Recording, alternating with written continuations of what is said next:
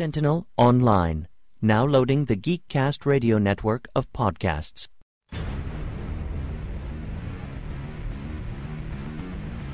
GeekCastRadio.com presents the Geek Cast Radio Top 100 Animated Series of All Time.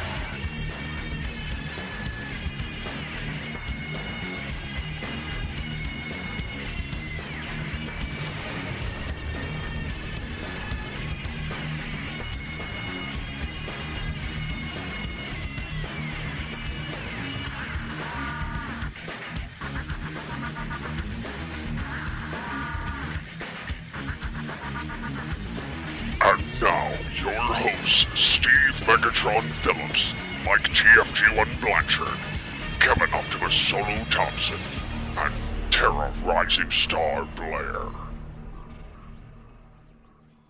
And so, having disposed of the countdown, exit our heroes through the front door, stage right. Welcome to the GCRN Top 100 Animated Series Countdown Wrap-Up episode. I am one of your hosts, TFG1 Mike. Joining me is Kevin Optimus Solo Thompson. Hello, sir. Good day. Steve Megatron Phillips. Hello. Where am I? Unfortunately, you're in Flint, Michigan. Yes. Don't expose that secret. And from This Week in Geek, Mike the Bastard Man Dodd. Yes, delicious. Hello. How's it going, guys? Oh, it's going. I'm Gary Busey. Try not to date this as much as possible, Mike. Don't worry, it'll be posted on my Facebook wall every Thursday night. Oh my god. And today we're going to cover all the feedback and end our countdown project. Kevin, since this is your thing, where do you want to start with it?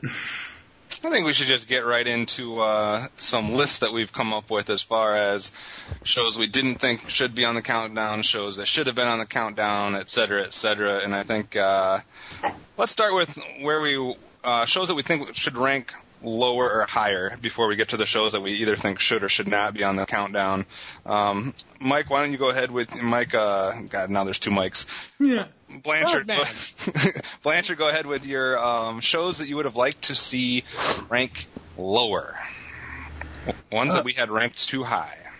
Transformers G1. Oh my god, who the fuck are you? No, okay. Alright, but seriously, top 100, it should be somewhere like 50 or 60. It should not be number 3 out of the top 100 all-time best animated cartoons. Agreed. Totally agreed. In fact, the most intelligent thing you've ever said. Mark this moment. Do you have any other ones, Mike? Really, no. I mean, not really. I guess Powerpuff Girls probably should have ranked higher above some of the other Cartoon Network shows like Dexter's and Johnny Bravo, stuff like that. But I mean, that was the only one I really had like a major issue with of it ranking too high. I had actually 5 that I picked out that I thought were too high. We'll bypass Transformers since obviously you already talked about that one. I think Super Friends at 40 was a little too high. And I know there was some issues as far as us including everything together, blah, blah, blah. But I don't care if you take them all together, take one separately. It shouldn't be top 50, I don't think, compared to a lot of the other superhero shows. I think Thundercats was too high at 31. I love Thundercats, but obviously you heard my thoughts on that during the podcast. I just think some of these 80s action cartoons were ranked too high. Another one of those was Mask at 42. I don't think either one of those should have been in the top 50, really. I think they should be on the list, but not top 50. And my last one was She-Ra. I think 59 was too high for that. The only way I'm okay with She-Ra being on the list is if it's in the 90s somewhere. Wow, really? I think it deserves at least top 70. Okay, I'll give you 70. I just thought 59 a little too high. But I don't know. I mean, I love She-Ra, and I think it's one of the best, types of cartoons, of its style ever. But I don't know. 59 just seems a little bit. I had to come up with a 5th one, so that was my 5th one. Steve, any of the ones that you felt were too high on our list? You mean too low? Oh, no. Never mind. Oh, I mean too high. Yeah, too high. But, yes, I will say Transformers Generation 1 would be my first. I'd have to say Pokemon. Just because. Don't even ask. Anyways, and I'm going to say Mask. At 42 is a little too high. I agree with you. Yes, I think it should be in the 60s, honestly. I don't think it should be in the 90s, like, Thank God. like fucking IGN, but I don't think it deserves to be in the top 50. Right. And for those of you wondering, Pokemon was ranked 39th, I believe, so that's one of the ones he was saying was too high. And I would say the other two that I didn't really, think needed to be as high as they were, I'd say probably Mario Brothers should be a little bit lower. Agreed. And then for my final one, I'd have to say freaking Beavis and Butthead. Freaking Beavis and Butthead. Yes. They came in at 25 for those of you curious. Yes, those would be the ones I would say need to be lower on the list. Mike, did you have comments on that? Not really. I'm all right with that. What about you, Dodd? Do you have any that you thought should be lower? Yeah, there were a couple. So let's stir the controversy pot. Family Guy should have been ranked way lower. I agree it should be in the top 50, but not where it's at. It's at, what, 23, Kevin, something like that? 21. That 21, unfortunately. I think the first 3 seasons were exceptionally brilliant. After that, it's a formulaic show. In fact, sit down with a stopwatch sometime, and you can time things out to about 1:30 every time. It's just not a good show anymore. And if you don't like it, suck my dick. Another one that I didn't much care for was the Super Friends. I think that should have been a little bit lower as to where it was. I mean, I used to sit around in my college dorm room and laugh at this because it was so stupid. How that made it in the top 50 is clearly an error in math. Sorry, Kevin. It's a terrible show. Another one, once again, stirring the controversy pot. I don't get the love for Rocky and Bullwinkle. I really think it definitely deserves to be in the top 100, but it sat pretty high up, didn't it, Kevin? Yeah. Rocky and Bullwinkle was the top 20. It was top 26. Okay, so just edged out of top 25. Another one, Scooby-Doo. I do not get where the love for this franchise comes from. It's insipid. It's just, no, it's terrible. What's wrong with you people? Although Velma's kind of hot, just kind of saying, her and Daphne. Anyway, but she is a nerd. But she is a nerd, and I would do deeply pornographic things to her. So moving on. My last one, which, like you didn't see this one coming, Transformers. Yeah, no way this is number 3 of all time. No. Yeah, we all agreed on that. It's like, because I was cringing throughout the whole top 20. I was like, oh my god. I don't mind if it would have come in at like, I mean, hell, even switch it with Beast Wars. Oh, okay. Well, I was gonna go with something in the actual top 20. Like, switch it with Tiny Toons, or switch it with Looney Tunes, or find some way to move Transformers down. Transformers belongs in the top 30, but not in the top 10. No way. No. Yeah, I agree with you on that one. I think, in somewhere in the 30 range would probably be a good spot for it. I mean, its animation was inconsistent. The voice acting, for the most part, was okay, but there was never any story development. It was a thing developed to sell toys. And I know I've been reading some of the comments on, I think it was Toon Zone, was it? Yep. You guys have been linked to? Yep. Saying it's going to be ruled by 80s cartoons and toy-centric ones. This is, I think, one of the flaws of our list to have Transformers ranked so highly. Oh yeah. I mean, out of the toy selling cartoons of the 80s, it was one of the best ones, but I agree with what you're saying. What about if we flip it the other way, stuff that we had too low that should have been higher? Please let me start this one. Go ahead. Okay, Neon Genesis Evangelion. 100? Are you fucking kidding me? Actually, it was 99. Well, whatever. It should have been in the top 50 at least. I think That's what I've heard from everybody that knows anything about that show. Yeah, because it's a great story. I mean, wonderful animation, and it was self-contained. This fact, lasting 26 episodes and 2 movies, well, depending on how you want to look at it, it's a fantastic franchise, and it really told a deeply emotional, moving story. And I think it deserved more love than what it got. So that's one that I disagree with. Death Note, I think, should have placed a little bit higher. You can tell I have a bit of an anime bias, but let me get to that. Death Note, once again, the first half of the series, fantastic, great, suspenseful, very cool, awesome theme song, by the way. I think it deserved a spot in the top 60, which I think it did. I would have liked to have seen it maybe inch top 40. Yeah. But it's still a great show. I think it deserved a little bit more. Robotech was another one I was surprised didn't rank higher. Yeah, I thought more people would vote for that one. That one's just kind of one that everybody accepted as being a pretty good show. Yeah, I mean, great animation, good storyline, and just, it was a lot of fun for what it was, and it was very accessible. Plus, yes, it did sell toys, but it had more heart than Transformer, which I felt maybe should have helped it rank higher. Another one I would have liked to have seen in the top, I'm going to argue for top 25, Reboot. I think should have been higher because, once again, great story development once you get into the second half of the second season. The show lasted 40-something episodes. Yeah, they were spaced out over a number of years, but still a fantastic show overall. Though it maybe wouldn't get that high because it didn't have a true conclusion, because there should have been a 4th season, or a 5th season or whatever. My last one, I think the critics should have placed a little bit higher, too, because I felt the writing on that show is phenomenal. Yeah, a lot of people like the write on that one, and it was 68th on our list. I could see that being a little bit closer to the 50 mark, somewhere around there, whether it's on the top side of the 50 or bottom side of 50. I could see it closer to that. And my last one, I know I'm going a little bit above about the 5, was King of the Hill.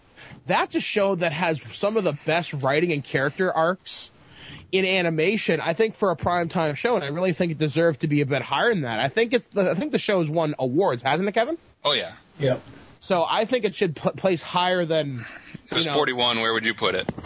41. I'd put it probably top 30. Somewhere very, very high 30s, maybe 31, or at the max I wouldn't put it above 27. Okay, that makes sense. And obviously we had a kind of a big debate on King of the Hill, Family Guy, and a few of the other primetime shows as far as which ones were better. And like I said in the episode, I found that nobody seems to like all of them. You either are a fan of one or a fan of the other when it comes to some of these adult shows. Yeah, because I find it depends a lot on your humor, or basically what you find funny or what connects with you as a viewer. I think a lot of people dig Family Guy because it's stupid, irreverent humor. Whereas with King of the Hill, I think if you've got a stronger tie to your family or you're more into the obscure humor, that's where you might find it a little bit better than Family Guy. Plus, if you actually want a show that's halfway well written. And then you got Futurama for, a little bit different humor as well. Yeah, which is weird because I'm not a big fan of Futurama, but I appreciate what it's done. Right. And I'm okay with where it sits on the list, too. Mike, did you have any that you thought we had a little too low that should have ranked higher? Beast Wars should easily be top 20, top 15 because of the writing and the storytelling. Yogi Bear should be higher. Flintstones should be way higher. Well, they can't be way higher because there's only 8 spots left for it to go, but I agree with what you're saying. Yogi Bear, really? Yes. All those Hanna-Barbera shows just seem to blend together, though. No, I mean, it was funny. But I think where I go with Yogi Bear, or take your pick, Yogi Bear, Huckleberry Hound, they're all kind of the same shows like you're saying, but where I get those two a little bit more credit was because they were kind of the pioneers of that whole thing. And, they did have a successful formula. I wouldn't say maybe some of the other ones that came later, like, Quick Draw and Jabberjaw and Magilla Gorilla or whatever, because it's the same formula. But just for being the first ones, that's where I give Yogi Bear and Huckleberry Hound a little more credit. I would say Yogi Bear more than Huckleberry Hound, but I can see where you're kind of coming from. I think you need to switch. I think we need to switch Doug with Rugrats. Put Rugrats at 70 and put Doug at 46. Because I'm sorry, Rugrats at 46. That's just horrible. I think IGN got that. I disagree with you. No, Rugrats was a good show. I think Rugrats was the more popular show. It was the bigger franchise. It was more successful. I don't know. I mean, I'm not hating on Doug, but I actually prefer Rugrats higher. I think Rugrats had a different vibe going for it in terms of what the story it was trying to tell. It's a cartoon for. It's specifically a cartoon for kids. You're anti anything that was directly for kids, which is retarded. No, I'm not anti anything that was directly for kids, but I mean, this is a cartoon with fucking babies, for Christ's sake. Yeah, but it's still written by people our age. To each their own, though. I mean, I personally cannot stand Rugrats. It was more so one of those things that if nothing else was on, I'd watch it, and I would prefer Doug, but at the same time, I can see why it landed where it did. Yeah, that's why I don't have a problem with it. I don't necessarily love either show. I wasn't a big fan of any of those shows in that little time span with the same time Bobby's World was out and all those. I actually liked Bobby's World a little bit better, but oh yeah. I mean, I didn't love any of those shows, but I can see I have no problem with Rugrats being the higher one because it seemed like it was the more successful show, I think, franchise, etc. For me, I think either Doug needs to be in the 46th spot and Rugrats at 70, or put Bobby's World in Rugrats' place and, take one of the other ones off or something. But, like, during that time period, I could easily watch more episodes of Bobby's World and Doug rather than fucking Rugrats. I'd say Doug deserves a much higher spot because that's another show that years later, and it's not just about holding up. You can see a lot of subtle subtext in it. It's a really well-written show, and Rugrats, well-written also, but really weird at the same time. So, I don't know. I think I'm okay where it sits, but I think Doug should have placed higher. How about any other ones, or was that your last one, Mike? That was my last one. I only had the 5 there. Steve, I know what one of yours is going to be, but any other ones, any of yours that you thought should be ranked higher? Yes, I'll end with that one last. I would definitely agree with Dodd on Reboot. I easily think that should have been in the top 25 just because it was such a great show and the first CGI animated series. Technically, that's the first Tron ripoff cartoon. Technically, but not. You could say influence, but definitely not a ripoff. No, not. If you've actually watched the show, I don't mean it as a negative against it, but I'm just saying, going back, like I have been the last couple of weeks here since Tron and Tron Legacy have come out, going back and watching the first film and watching Legacy, and then seeing a couple of clips of Reboot and remembering what I remember watching of Reboot. I'm sorry, Reboot is takes direct plot type stuff from Tron. Well, anything is going to borrow from something else, and it's seen Reboot? Back to the Future. Yes, I've seen Reboot. He has not fully seen Reboot. It's been a while, but I've seen like the first couple seasons. Then you should know they draw nothing from each other. Other than going inside a computer, that draws from inside Tron. the game. So, Mike, are you saying you can compare, like? That's like saying something happens in space, so they must be related. That's like comparing Star Trek and Battlestar Galactica. They both happen in space. They both have people fighting aliens, but they're not alike. I want a Star Wars Star Trek crossover. I want to punch you in the face, but... I agree. Anyways. Keep going, Steve. I would have said that the Teenage Mutant Ninja Turtles 2003 series should have ranked higher. Okay. Yeah.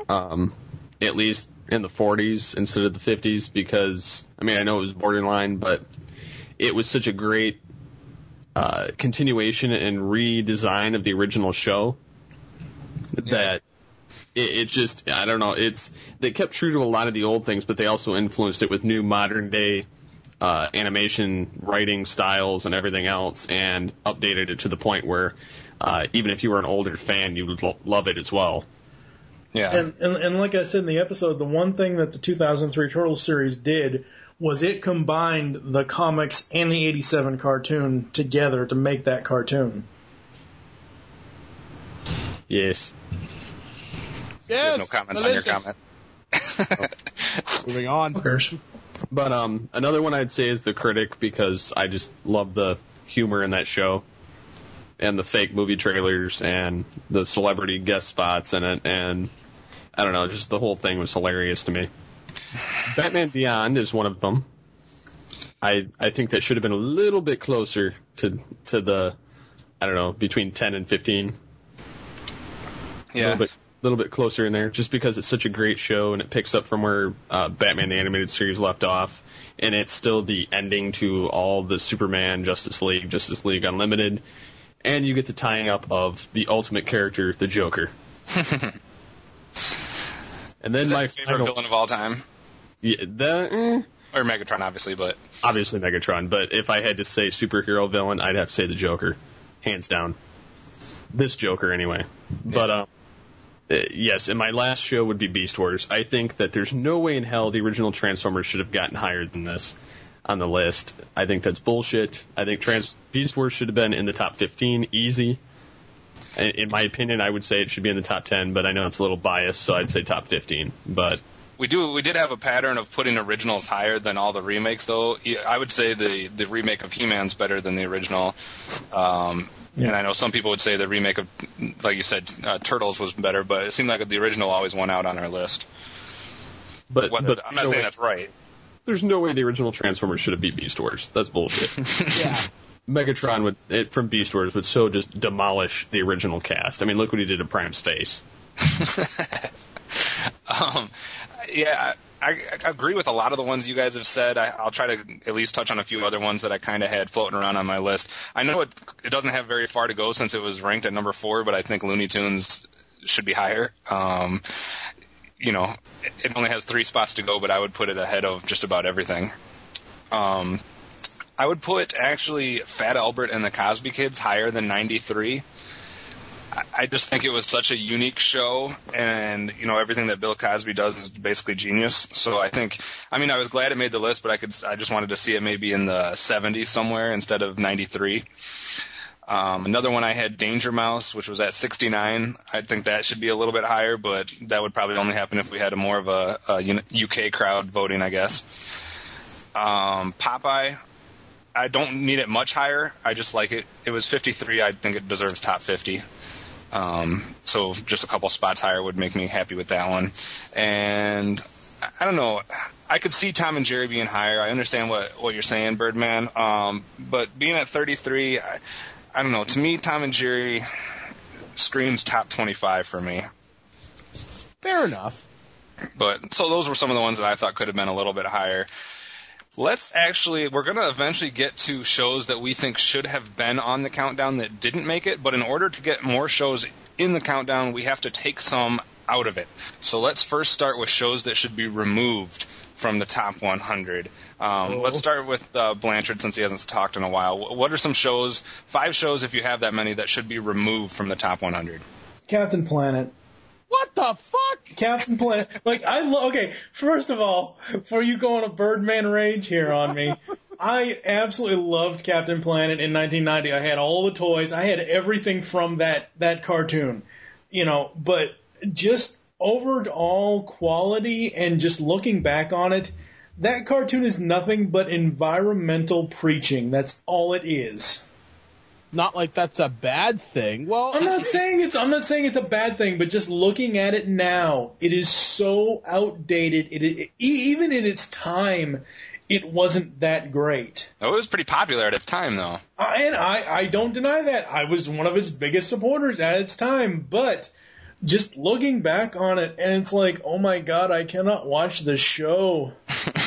It is like so robot. This show is like so robotic. It just has that it doesn't even have a free-flowing plot throughout each episode. It has like point A, point B, point C, and they're not at all connected. They find a way to connect them, but it just it is a great cartoon for what it was. I will agree with that. If maybe we were doing a top 200, I could see it making a list, but not top 100.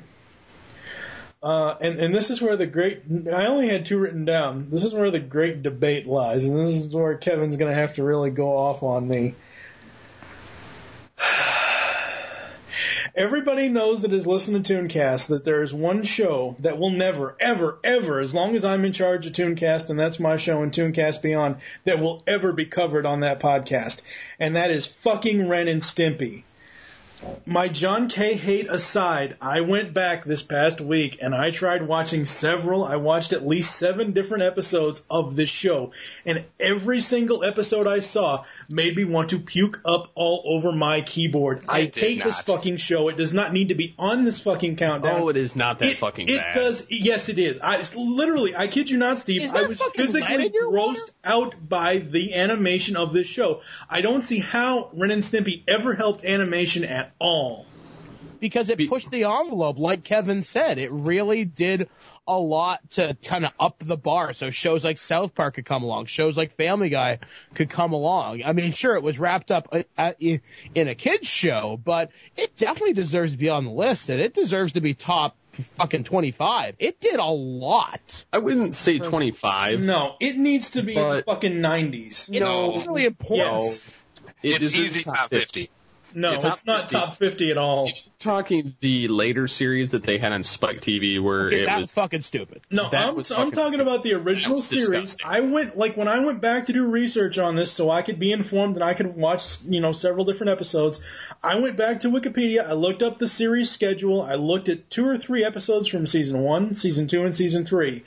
And every single episode. Then you sat down to watch them, already deciding that you were going to hate it. No, I sat down to watch them, and I watched them, and as soon as, they pulled Ren's fucking eye apart to show his fucking eyeball and all his fucking veins, I literally almost puked all over my fucking keyboard. I'm not joking. It physically grossed me out.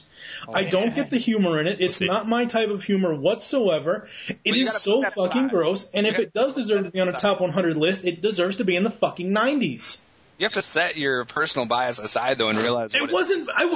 How am I using bias if something that I'm watching is going to make me physically fucking ill? That's not bias at all. No, I'm saying to how are you going to barf from watching a fucking cartoon?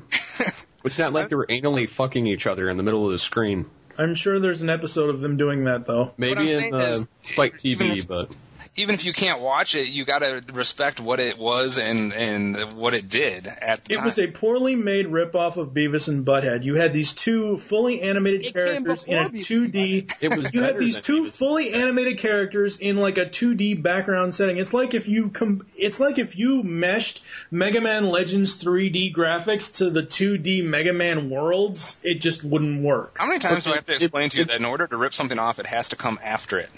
So if you're saying this, then that means that technically Tiny Toons is a 2-bit hack that came from Looney Tunes. No, it's not. Yes, it is. Because it came after Looney Tunes, and it's ripping Looney Tunes off. No, it's not ripping Looney Tunes off. It has an original story with Looney Tunes characters in it, teaching them animation. There's a difference. See, Mike, if you would have put this on your list that you just said it was too high, that's fine. But for you to say that this should be removed from the top 100 is an ignorant statement. No, it's not. It really is, because this show's culturally important. Shows like this need to happen to push the envelope of animation further, to push the boundaries of storytelling. Is it in good taste? No. Does it deserve to be where it is? Yeah. I mean, look at controversies in the film world. Think about where horror movies would be if we didn't have movies like Cannibal Holocaust or I Spit on Your Grave. Think about where it would be then. Yes, it's disgusting. Reprehensible even. But you need these movies to exist. Same with Ren and Stimpy. You need this animation to exist to see where you can go, to push boundaries. I agree.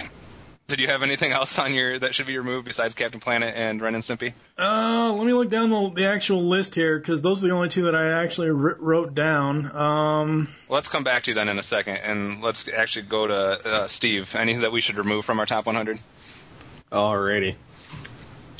This is what I'd put on there.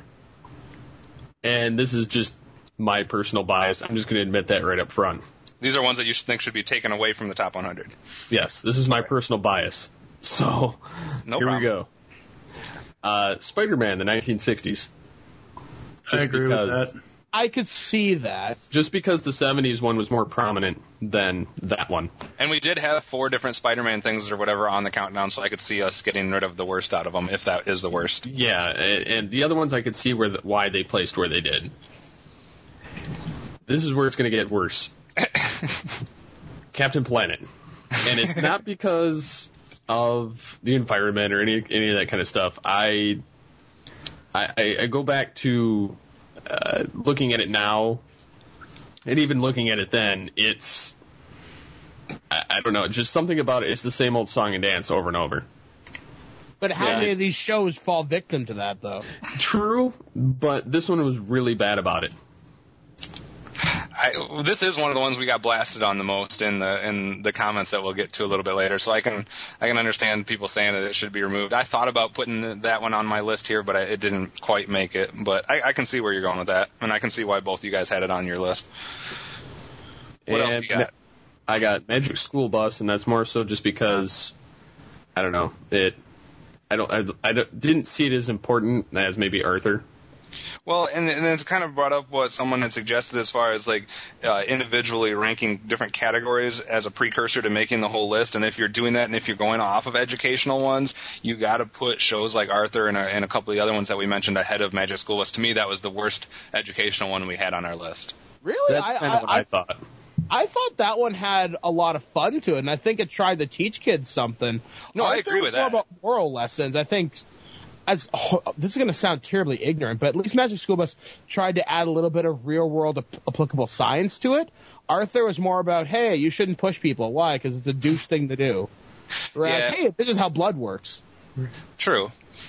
I guess that's a good point. I mean, I think we'd have to take a closer look at educational shows. I mean, I know, Mike Blanchard, you didn't vote for any of them just because they were educational. And I think that's... Well, it's not only educational, it's because it was also because of going back to, regardless of the bias I put in my own personal list, it was like when you and I spent that 6-hour conversation that one night on Skype, it was going to, like, besides the fact that it was an educational show, it was also going towards, is this a ranking, is this a top 100 worthy type of cartoon? And I just thought personally that none of the educational shows that we had on our master list of cartoons, they don't feel to me as their top 100 material. But how do you determine that, though? Because we also didn't rank Schoolhouse Rock either, and that's a culturally important educational show. Yeah, that one actually lost out in a tiebreaker for the 100th spot with Powerpuff Girls. Schoolhouse Rock, we mentioned the one we just talked about. Freaking, my mind just left me. Magic School Bus. Magic School Bus and Arthur. There was other people that talked about. Was Hey Arnold educational? That is not one I'm familiar with. No. Okay, not. Yeah, but there was a couple other ones that were just kind of, I don't know. Educational shows are kind of iffy. I think Schoolhouse. I would put Schoolhouse Rock on there before I put Magic School Bus. Oh, hell yeah. I would be that's one that's gone back. Yeah. So, did you have any others, Steve? Yes, I have two more. Beavis and Butthead, just because I can't stand it. It's just a bunch of guys going, And if they would just kept with that instead of doing the music videos in between, I would have been able to stand it a little bit more. And it's more so that 6th grade humor that you find funny back then, and it's not something that's, I don't know. I would more so flock to any of the newer adult programs than this. That's fair. I mean, I still would put it on the list. I think that's kind of. I'd still put it on there, but I think I'd put it towards the tail end. Okay. And then my last one, and this is just personal bias, and this is actually along your lines, Kevin. The Clone Wars 2003 series where they have the Gennady Tartakovsky animation style. I actually agree with that, because that's the one I was going to mention when Kevin asked me if I thought of any others. But go ahead, Steve. I don't necessarily disagree with the writing or the voicing or any of that kind of stuff. It's the animation that drives me batshit crazy. I can understand it in like things like Dexter and Johnny Bravo and that kind of stuff. But when you get to Star Wars, I'm sorry, it should either be 3D or it should be actual fucking people. I actually, I'm a humongous Star Wars fan, and that's one thing that just turned me off of that series. And I've obviously made no secret about the fact that I hate that style of animation. So see, I'm really a big fan of it. I own original animation cells from that show. I own the ARC Trooper and Count Dooku. I think the animation, see, that's the beauty of Star Wars. It can be interpreted into so many different media, and with the animation style it took, it worked. Was it the prettiest? No. Was it a risk? Yes. Yeah. But I think it deserves to be on the list, though. The other thing for me with that series is because, and I know later, like season 2 and season 3, they lengthened the episodes, but like that first season, like 3-minute shorts, I was like, oh god, that just took me out of it so much. That part didn't bother me so much. Like I said, I know it's just my personal take on the animation, and I just can't get. That's the one style of animation I just can't get past. Although I do say I do like it better in Star Wars than I did on some of the other shows that he's done. Yeah, I will say, just looking back through the list here, I honestly don't think Aladdin needs to be on here. I actually have that on my list as well. I'll let you talk about it, but I mean, just going through our list and going through all the cartoons that we ranked, I don't see Aladdin as one of the 100 best cartoons ever. Well, I'd say it's very pretty, but that's about all you can say about it. Yeah, it's pretty, and whatever. It may, it's the same thing with all Disney stuff. Make your original movie. Don't make sequels. Don't make series out of them. Don't do anything but the original movie. I know there are some rare exceptions, but to me, even if you're just comparing it to other Disney shows, it doesn't stack up. So, and I would keep the same numbers. Just now that I'm just thinking about it, I would keep the same ranking numbers of where Harvey Birdman and Space Ghost are, but I would replace them with their original cartoons, Birdman and the original Space Ghost cartoon. I wouldn't have the Adult Swim versions. I personally wouldn't have either of them, actually. They're just not very good. I don't see them contributing anything to the wide scope of animation. Well, and a lot of people say actually what they actually did more to hurt the franchises they were making fun of or doing whatever, Hanna-Barbera, this or that. Like, they actually did more to hurt the original shows than help them out. Yeah. So what are the other ones that you had that you think should be removed, Birdman? The ones I had, and this will just be very quick. Super Friends, because, well, it's pretty lame in writing. It's stupid. It's racist. It's nothing but Darkseid wanting to fuck Wonder Woman. See, oh my god. I'm going to refrain from this one. Tom and Jerry, and I know that's going to draw some ire. I think a lot of the Hanna-Barbera cartoons, they just seem the same, which kind of goes to Huckleberry Hound. Yogi Bear, I'm glad's on the list, but not Huckleberry Hound as something important. Scooby-Doo, once again, where the fuck does the love for this franchise come? I love it, but... You're terrible. My other one is Johnny Bravo. How the hell did this rank in the top 50? I'm so glad whenever I've come across someone that doesn't like that show. It's the same style of irreverent humor, but for no reason. Mm-hmm. I mean, it's got its moments where it does have its charm and its fun, but charm and fun is not enough to carry a show as one of the top 100 animated shows of all time. If we had a top 500 list, yeah, sure, but top 100, yeah. How did this rank higher than Magic School Bus? Well, I had a couple that everybody else has already talked about, so I won't go into detail. I had Magic School Bus. I had Aladdin. Some of the ones that you guys didn't mention, I actually would not put the Carmen Sandiego animated series on the top. I was going to agree with you on that, yeah. If we're talking about kid shows or game shows and we're talking about the actual live-action game show, in some type of list that would fit it, fine, that's a great game show. But the animated series was pretty bad. I don't know. I don't know if people were mistaking the animated series for the game show, and that's why they voted for it. No way, not top 100. The other ones, I'll probably get killed by you guys, but I don't think at least one of them shouldn't be on, or the combination of either Captain N or the Super Mario Brothers Super Show. I don't think they both deserve to be in top 100.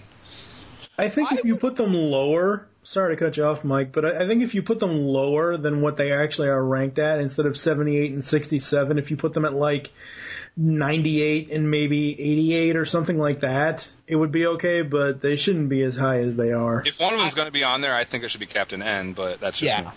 Yeah, like, I'm a Nintendo nerd. I mean, I'm a games journalist. I make my living playing video games, and Super Mario, it's pretty stupid. You want a good laugh, go watch the Nostalgia Critics thing on. It's pretty funny. But it makes no sense. Captain N at least had an interesting narrative. Is it deserving to be on the list? I'd say it's kind of sketchy at best. Yeah. But at least it tried to do something interesting with the idea of video game characters. I mean, I'm happy the Mega Man show didn't make it, because that shows it's batshit stupid and other times, frankly, amazing. But I don't disagree with either of those. And my other one, I'm kind of cheating too, because this other one is a combo, and it kind of goes to our 80s action bias. I have a trio of shows, and I don't care. At least one or two of them should not have made the list, and that's Cops and Brave Star. And I guess you could throw Silverhawks in there, even though my personal bias would put it in the top 100. But I don't think all three of them deserve to be top 100. And again, I would I'll even argue for Silverhawks if you maybe ranked it somewhere else within the top 100, whether it would be lower or, you know what I mean? Well, if I had to pick one to boot out, it would be Cops first, even though I love Cops. Oh, yeah. And then Brave Star, and then Silverhawks. But the three of them all making the top 100 really exposes our bias. Yeah. Yeah, because it shows that we're focused on 80s and if it sold a toy. And action, yeah. So now that we've eliminated some shows from our top 100, hypothetically, I guess we have some space for some ones to make it that didn't. I don't care who wants to start with some I'll shows. have Steve start with this one. Steve, shows that should have made the top 100 that didn't. All right. Some of these are gonna come as no surprise. Beast Machines. Just because that brings up a thing that's been kind of debated a couple times as far as ones that people might have lumped in with other ones, whether that's fair or not. I don't think it's still fair because, I mean, technically you've got shows that continue other ones. I mean, right. But it's a completely different title change, different scenery. I mean, it's different situations. So, I mean, I think it should have been separate based on nothing in it is really the same, other than a few characters and some voice cast. Right. So I think it should have been on the list somewhere. I actually always liked Beast Machines better than Beast Wars, so I have no problem with that. I liked Beast Wars better, but I liked the background music to Beast Machines more, and some of the darkness of Megatron. It's just, I don't know, it's just awesome. Sonic the Hedgehog. Which one? The darker one, not the USA Cartoon Express one. So the one from Saturday morning on ABC, the sad Yes. I completely agree. That one was badass. And the theme song is just awesome. And Urkel. Yes, it had Urkel. I was kind of surprised that at least a Sonic show did not make our top 100 just because there's a huge following for that, and I thought something would sneak in there, but... So I have no problem with that. I like, and Steve can continue in a second, but I like both of those series for two different reasons. The original one for its darkness and its storytelling, and the adventures of Sonic the Hedgehog for the sheer comedy that it was. Oh yeah, I liked them both, but I mean overall I like this one the best. Right. What else you got? My next one would be Mega Man. Why, God, why? Well, because it's better than Captain N or Super Mario Brothers or... Two words for you, Steve. Cave robots. So, they're cool. No. Steve. Yes, but they had a lot of the Beast Wars voice cast in it too, which is another reason. But I mean, it's still a more fun show than either one of those, and then a few other ones that shouldn't have been on the list. So I would say that one should be on there. Okay. And another one I've got is Transformers Animated. Fuck, sorry. You know you want to. No, oh God, no! Don't. I thought for a while that one was going to make our list just because of our, being from the Transformers group that we had, and I felt it was getting a lot of love. It actually only missed the list by a couple points. I thought it was going to actually make the list. I obviously haven't watched it because, again, I didn't care for the style right when it came out. But yeah, I can biased against the style as well. But when you get past that, by the time it hits the third season, it hits strong. Yeah. The first two seasons are kind of a little bit weak, and the third season makes you want a fourth season, which does not happen. But still, it was a good show overall. Yeah. And I'd have to say my final choice, and I had two of them on there, but after deliberating between the two, I had G.I. Joe, the Geek series, and I only had it on there because it continued, despite what Mike says, so fuck you. And I'm saying Blanchard, not Dodd. And the other one that I'm going to have to go with is Sherlock Holmes in the 22nd Century. So that's one that I've never watched. See, it's a little bit more obscure, but it was on, it was another Deke production, but it was really well done animation and musically, and it takes Sherlock Holmes from his dead state, and they bring him back from the dead with some machine in the 22nd century to fight all these random, because obviously people are dumb in the 22nd century, and they need Holmes to help apply them. his 18th century logic to things? Because he can deduce things that these guys are idiots about. They're like, we got machines, it does it for us. But yeah, it's I like the show overall. I mean, it's pretty good even still today to watch it on YouTube or the Deke website. I'll have to check it out. No, definitely some interesting choices, and I think some very legitimate choices. Blanchard, what do you have? What are we putting in the top 100 for you? Beast Machines and Animated for the same. I mean, Beast Machines, yes, it is slightly different from Beast Wars, and yes, I love both of those series, but Beast Machines, that animation, outside of the overused fire effect, that animation is just so crisp. Even now, you look at that series, and it's just beautiful. Animated just because, like Steve said, at first he wasn't a fan of the style at first. I wasn't a fan of the entire show. And then I went back and I watched it from the beginning to the end. Shut up, Mike. I was just coughing, sorry. You're not allowed to cough. Sure you are, liar. But overall, it has a really good story to it. It has, beginning, middle, end, and I think it deserves like a low spot. If I was going to rank between Beast Machines and Animated, I would say Animated probably in the 90s, and then Beast Machines at least top 50. Top 50? Yep. Okay. What else you got? That's really it. I mean, I agree with what some of you guys said. I will argue against Steve's Mega Man choice with James Bond Jr. It was good, but the animation on that is way worse than Mega Man. I know. Birdman, how about some of the shows that you would be putting in the top 100 that we're missing? Let's appease the anime fans. All right. Actually, I only have one anime show that I would put in. Ghost in the Shell Standalone Complex. Fantastic show, great storyline, wonderful animation, a little disjointed on characterization, but I felt like you learned everything despite it being very episodic. The Laughing Man saga I thought was tremendously cool. When the tanks die, oh, by the way, spoiler, it's sad. It's really sad when the Takakomas die. You're like, what the fuck? You can't do that. It's a great show. Definitely deserves to be in the top 100 somewhere. Another one, Goof Troop. Yeah. I thought the show had a lot of heart, and it was really well animated, too, I felt. I almost put that on my list. Another one, I've worked in many, many office cubicles, and I love the comic strip. Dilbert. There we go. That's great writing. Daniel Stern doing the voice for Dilbert, Chris Gould as Dogbert. Fun show. Should have lasted longer than what it did. But I think it deserves to be in the top 100 in some, probably very high 90s, to be honest with you, but still a good show. Mm-hmm. Duckman. Jason Alexander, yet another adult show that had a lot of humor. Once again, paved the way by Ren and Stimpy. And Beavis and Butthead. Fantastic show. Really weird-ass ending. So probably no higher than 80 if it was included on a list. Mm-hmm. And here's one you guys have probably heard of it, but I don't know whether there's going to be any love for it. Dog City. I've heard of it. I don't know much about it. Heard of it. It was a Jim Henson show that came out in the 90s. Right. Yeah, on Fox. Great. It had live-action segments with animated parts. Animation looked really sharp, and the puppets were really well. I think it was the last production of Jim Henson before he died. I don't know. I vaguely remember that now. And it was just, it was a really good show. I really enjoyed it. I would put it on my top 100 list easily. Okay. And was that the last one? Yeah, that's all I could really think of. I mean, looking at my shelf right now, I don't see anything else. I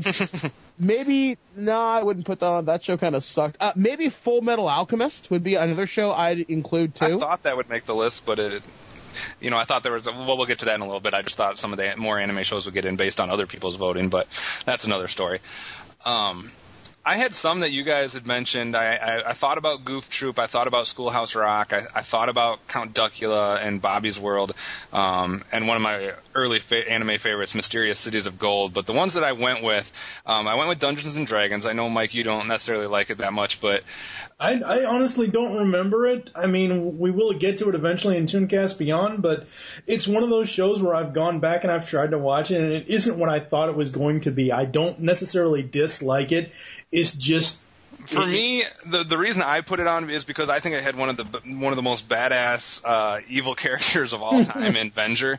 I was freaked out by that character when I was a kid, so it kind of stuck with me. That one is probably the one on my list that has the most bias, though. Other ones that I think actually do deserve a legitimate spot, I would actually put Gumby on there somewhere. Yes. I'm not a huge Gumby fan, but I just think for what it was, it deserves to be in a top 100 list. The one thing I always remember about Gumby is I got to go to H&R Blockhead for my taxes. You always have the most weird references I've ever heard. No. You are a blockhead. I mean, speaking of shows that were done in the style of Gumby, why did Wallace and Gromit not make this list? That's true. I didn't even think about that one. Boo. But I don't know. I think Gumby, though, for its time was a pretty, groundbreaking type. I mean, it was animation. Yeah, it was super unique. So I like that. Heathcliff and the Cadillac Cats, I would actually put on there. I know a lot of people just lump that in with Garfield, but I think I love Heathcliff. I thought that was a very unique show. I know it was their third attempt at a Heathcliff cartoon before they got it right, but I think the Cadillac Cat segments are good. Mel Blanc as Heathcliff is excellent, so I'd put that on there. The theme is great. Yeah. The theme is one of the best themes ever. Pirates of Darkwater from the 90s, I would actually put on there. Oh, another good one. That's one that I didn't watch as a kid at all. I actually watched it later as an adult. I haven't watched all of it, but I've watched enough episodes where that was just really well done.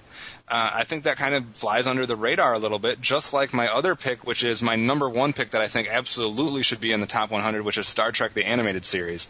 I don't know how many people have watched this or seen an episode, but this was perfectly done as far as an animated take on Star Trek. The look of the characters is perfect. They got a majority of the cast to voice the characters. This one is one that you could watch if you're a Star Trek fan. If you're an adult, you could still sit down and watch this, and it's not going to seem like it was something that was done I think it was done in like the 70s. So Star Trek the Animated Series, I think, deserves to be top 100. I don't know about you guys. I don't know about top 100, but definitely on a list somewhere. Yeah. Good show, really was. So I think, combined with all of us, I think we've hit a lot of different genres and a lot of different stuff as far as things that should or possibly could make a list there in the future. And speaking of the future, I don't know if any of you guys came up with stuff, but I asked you guys to come up with any shows that were more recent shows that just started in like maybe the last year or two, maybe 3 years at the most, that maybe just didn't make the list because they haven't had a chance to, breathe enough. They haven't had a chance to go through their series. What are some shows that maybe in the future you could see making a list? Let's start with Blanchard. I didn't. I tried to think of some, but I just can't. Okay, that's fair enough. I mean, there's so many shows out right now. Like, actually, one of the ones I don't think deserves to be on the list is Batman Brave and the Bold. But anyway, that's bias. But like shows that are coming up. Like, maybe if we did this list 20 years from now, not that we're going to do it 20 years from now, but I'm just saying, like, shows that are out now would probably rank somewhere in a top 100 list, but I just couldn't think of any right now that are, like, top 100 worthy. No, I'm not saying that they are top 100 worthy. I'm saying that they have a promise or hope maybe of someday being that way. I know you have some, Steve. Young Justice, maybe. Okay. All right. And one of these has not debuted yet. I see Thundercats, the new one, being very promising. Yeah, I actually have that on my list too, and I know we haven't seen anything but a couple trailers, but even from the trailers, the character look, the voice cast, it looks like it could be amazing. Yeah, I'm definitely looking forward to that just based on who's in it and the style alone. Another show that I've watched and thought is very promising is Young Justice. Yeah. Very nice, darker take on the Justice League, almost in the vein of Batman the Animated Series in some regards. So I could see where that would be where it's at. And my last two would be G.I. Joe Renegades and Transformers Prime. If G.I. Joe Renegades actually did get cut or canceled like it's been rumored, I'm going to be very upset. I'll be pissed, too, because that's probably the best G.I. Joe we've gotten since Resolute and even before that. I like Transformers Prime more when they both debuted, but I've actually grown more attached to Renegades. But, I mean, obviously there's going to be a lot more Prime to watch, and Renegades was a little ahead of it. But, either one of those has potential. I don't know if either one will follow through or get the shelf life or the chance to do that, but I could see both of them. What was the other one? Did you say one more? Or? Those were just the two that I said. Okay. I have... and I know I'm probably the only fan, I guess, of this, but the Garfield show with Frank Welker as Garfield, the new CGI one, I love that show. I like it. I just haven't seen, and I'm sorry to interrupt you, but I like it. I just haven't seen enough. Like, I haven't really followed it. Like, I haven't watched it daily, so it's one of those things when it's on, I'll watch it and I'll enjoy it. I mean, I could see people saying it's basically the same as the old Garfield. I mean, even though it's completely different look and whatnot, so I can see why they'd only pick one to vote for instead, but I think it's a pretty darn good show. I haven't seen enough of Penguins of Madagascar, but I've heard great things about it. I love that show. And I know Birdman won't like me on this one, but I think the new Scooby-Doo Mystery Inc. is a great show. Mystery Inc., regardless of Scooby's franchise, stuff and all that, Mystery Inc. is easily the best updated Scooby-Doo cartoon. As long as they try, that's what I care about. Well, they just did an episode dedicated, and I know Sidekicks. Blanchard's seen it, but they did a whole episode dedicated to sidekicks, and they brought back like 5 different sidekicks from old Hanna-Barbera shows, like the Funky Phantom and Jabberjaw, Funky Phantom, Speed Buggy, Batman and Robin. No. And basically what happened was all the main characters were kidnapped or they disappeared, and it was up to the sidekicks to solve it, which they never do in history. The sidekicks are never the ones that do it. And it was just, the writing on this is really good. The voice casting again is really great. It's probably my favorite Scooby-Doo show of all time. Wow. All right. Maybe I'll give it a chance. And the thing about Mystery... Go ahead, Kevin. I was just saying, you probably won't like it if you don't like the other Scooby-Doos, but I just think it's somewhat done better. I don't know. Right. Well, the reason why Scooby-Doo Mystery Incorporated is done better is, from what I've seen, everything ties together. They're not individual they are individual mysteries for the episodes, there's continuity. There's an overall continuity because one person that they haven't, I don't think they've revealed who yet, but one person is behind all of these things that happen within the show. So that's why I said that I think it's the best updating. Well, and they have like the parents of the Scooby-Doo kids in there, or the Scooby-Doo people. They have they bring in their families a little bit. Birdman, did you have a chance to come up with any shows that might have for future? Yeah. One show I'd like to see, it hasn't premiered yet. I wonder where Tron Uprising is going to sit. That looks so amazing. That is true. I'm hoping it will fit well into the overall mythos. I hope it's not just a cheap cash-in. I really have a lot of high hopes for it. Another show I've only seen 3 or 4 episodes of, but I really like it, is The Mighty Avengers. I love the theme song to this show. But I don't have television, so I don't get a chance to watch a lot of these things. Other than that, I guess you could count Dragon Ball Z Kai, because I think there's one more season of that, then that show's done its run. Yeah, that's true. So, yeah, those would be my... There also is a new Voltron and new Turtles coming out, but I haven't seen anything to know if they'll have any potential or not. Agreed. I think the Turtles might. Voltron, it's going to depend whether the people care enough to write it well. Yeah. I agree. So, I mean, it would be interesting if we revisit it, or I know we're going to do something in the future. I don't know when or what exactly. We haven't decided that yet, but maybe some of these shows will show up in a future list. It's comparison time. Yes. A lot of people, I just want to jump in here because a few of the people that have made comments here and there have said that, at least one asshat, not to mention any names, but I think it was the YouTube guy, said that all we did was switch 1 or 2 shows from IGN's and basically came up with the exact same list. Actually, a third of our list is different. There's 30 shows that made IGN's list that did not make ours, and vice versa. So we're just going to talk a little bit about some of the shows that either made IGN's or that made ours that didn't, so people are aware of them. So I actually want to start with Birdman here on some of the shows that were on IGN's list that you think should have been on our list, or some of the IGN shows that you think they got it right by putting it on their list. I would agree about Duckman for sure, the Boondocks, Afro Samurai. But one of the shows I never even thought about this to include was Spawn, the HBO series. Yeah. Fuck, that was amazing. Also another one I'm surprised didn't make it in some regards, because we have a lot of Kevin Smith fans here. Clerks, despite only being on television for 2 episodes, but it technically counts. I'm sure Blanchard would have put it on if he could have. Yeah. At number 37. Oh. Yeah. In a row. But yeah, fantastic show. Another one I'm surprised that showed up on the IGN list was actually Galaxy High School was one I didn't expect to show up. And I didn't expect Robot Chicken, because I wouldn't have considered that animation per se. I think Galaxy High School is the by far the worst show that made their list. As far as I don't understand why it made their list. I actually am an 80s fan, so I know it, and I have somewhat of a love for it, but Top 100, I'm very surprised that Galaxy High School made their list. And they actually defended it in a write-up following it that said, yes, Galaxy High School does deserve to be on there, and they said some other things, and I was just blown away by that. I'm surprised they've got shows like Josie and the Pussycats. That show was fucking stupid. Well, I do want to mention too, they had 6 shows, I believe it was 6 shows that made their list that not a single person on our list voted for. Which were?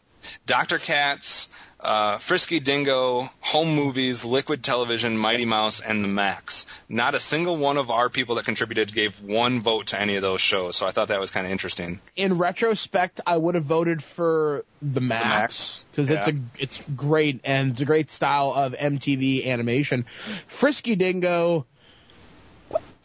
Why the fuck do people like this shit? It kind of exposes their whole Adult Swim or adult-oriented, comedy type shows with some of those, like Dr. Katz and Home Movies and Liquid Television. Not to mention some of the ones that you guys had already talked about. Or Aqua Teen Hunger Force made their list. Robot Chicken. It's just a very adult-oriented list. I'm just glad it's not fucking Super Jail. C-Lab 2021 was another one that they had on their list. See, that show's at least funny because it's fucking weird for the right reasons. Like, the guys looking for their happy cake oven under the sea. That's pretty insane and pretty funny. But shit... I fully expected Count Duckula to make our list. I fully expected Invader Zim and Venture Brothers to make our list. And I thought Astro Boy had an outside shot, so I'm kind of surprised that those are on IGN's list and not ours. See, I've got an explanation for that one, actually. Go ahead. Because I think a lot of us, knowing the IGN list was very slanted towards these shows, I think subconsciously we all decided we're not going to vote for shows like that. And Venture Brothers, it's kind of a dumb show, but it deserves to be on a top 100. It really does. It's greatly written. It's funny. It's weird. And it does a lot of things right. Invader Zim, the love for Johann Vasquez. It's a weird and funny show. It totally deserves to be on our list. 100?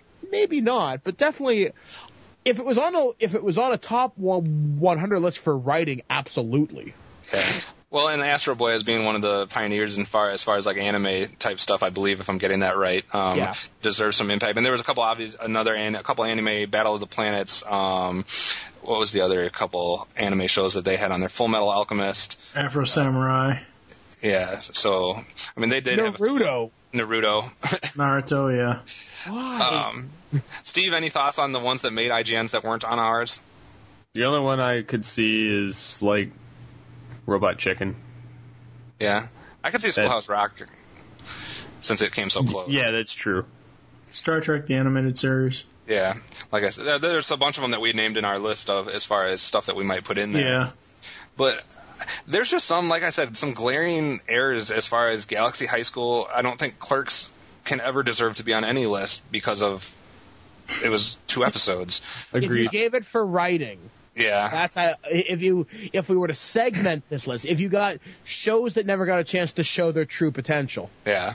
Other ones, Josie and the Pussycats, like you said, I think that's retarded. I actually have no love for Underdog that made their list. And obviously those ones that we didn't vote for, I think, deserve no place. But it's an interesting collection compared to, let's say, some of the ones that we have that they didn't. I'll actually let Steve start with this one. What are some of the shows that we have that you're very happy that we had that IGN failed by not having on their list? Beast Wars, Reboot, the new Teenage Mutant Ninja Turtles, Spider-Man, Mighty Max, SWAT Cats, and that would be pretty much my master list of what I'm glad is on there that wasn't on theirs. I agree with a few of them that you said, like Beast Wars and the new Masters of the Universe, the new Teenage Mutant Ninja Turtles. I think Sailor Moon definitely deserves to be somewhere in the top 100. I actually can't believe IGN did not have that on their list. Yeah. Sailor Moon. Yeah, really? Like, really, wow. We've already talked about Reboot. Garfield and Friends, I think, is a glaring error on their part. Yeah. Doug, SWAT Cats, like you said, Adventures of Gummy Bears, I think those all deserve for sure top 100, and I can't believe they didn't have some of them, especially the new Masters of the Universe and the new Teenage Mutant Ninja Turtles. I don't understand how they missed those. But any other ones that you see on the list, Blanchard? Not really. Not your Phineas and Ferb? Not really, because again, as I said when we got to that ranking, I didn't even expect that show to make it. I honestly didn't. I wasn't even I didn't even try to pine to get that show on our countdown at all. I just ranked it where I thought it was deserved it in my list, and that was it. I wasn't expecting anything to show up for Phineas and Ferb. And, obviously we've already talked about some of the glaring mistakes we might have had, but what are your thoughts on the list of shows that we had that IGN didn't, Birdman? I think maybe we shouldn't have included a lot of the video game shows. Mm-hmm. But I'm glad we included things like She-Ra, Sailor Moon. I think the shows that there are a few there that maybe didn't deserve it. I know I voted for Care Bears. In retrospect, maybe I shouldn't have. In retrospect, now that I've had a chance to look at this from a more, what does it contribute to the world of animation? It sold fucking greeting cards. So I guess I'm okay with a lot of it. I'm surprised Captain Planet didn't end up on the IGN list. I really am. Yeah. So I think we did a good job to cover things, but once again, looking at our list, how many of these are toy shows or based upon existing properties? How many of these are original IPs, so to speak? So, yeah. Well, I think what would be nice to do is be able to take some of those that we did mention that were on IGN's list, those 4 or 5 or 6 that we mentioned, take a few of ours out and kind of make a mixture of the two. Would be kind of a good way to go about it. But I don't know. I just think some of the glaring mistakes that they made are almost even worse than some of the ones that they had that we didn't. Like you said, just repeating, but Yogi Bear, Garfield and Friends, Sailor Moon, Reboot. I don't know. I don't understand how you don't have those on your list. Yeah, exactly. So any other thoughts on a comparison of overall general as far as the IGN list and our list before we get into anything else? No. Well, I guess one thing we should maybe talk about before we wrap up just very quickly, where did we go right, where did we go wrong? And I kind of want to start this. Yeah, go ahead. One of the things I think we did right is we had a lot of diversity. 15 different people contributing information. That's cool.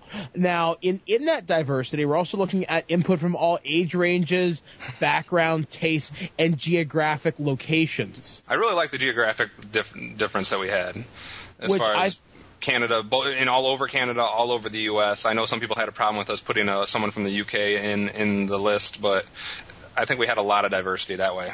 Yeah, and I think that really helped us. Now, some of our weaknesses, and my big weakness is we are way too biased towards Western animation.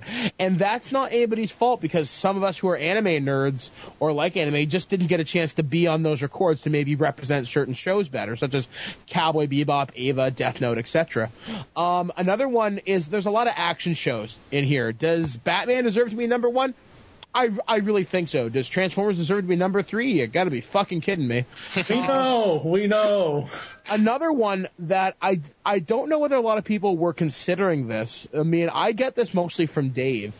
Is I don't think we focus nearly enough on writing and the strength of story development over the course of a series. Well, and that's something that I wanted to bring up too, because basically the instructions as far as what I gave, I kind of made it very loose because I thought if I did kind of tell people don't just pick your favorites, and this isn't about your own personal favorites. Try to pick what you think is the best. I intentionally did not define the word best because I thought if I left it undefined, some people would rank it based on strictly quality of show or writing or storytelling. Some people would base it on franchise. Some people would base it on longevity or cultural impact as far as cartoons. And I thought by not defining it, we'd get a little bit of everything, which would help. But it seemed like everybody used this almost the same definition of best, so we didn't get that diversity I was kind of hoping for. If that made any sense. And I think that's what kind of hurt us because, like I said, looking at our top 25, how many of these shows can you really say have particularly strong writing? Yes, for a few. For our top 10, it gets tricky. It really does. I mean, looking at the Teenage Mutant Ninja Turtles 1987 series, no. Transformers, no. DuckTales, debatable. Stuff like that. Simpsons, South Park, very, very strong writing team. Animaniacs, yeah. So there's a lot of diversity in there, but another thing that I think hurt us was the nostalgia glasses. Oh, yeah. Someone needed to be double-checking our work and questioning. I really think someone should have been asking, why did you vote for this? I don't fucking know. I mean, like, for example, and I'll admit fault here, I only submitted 40 shows because I'm a busy fucking guy.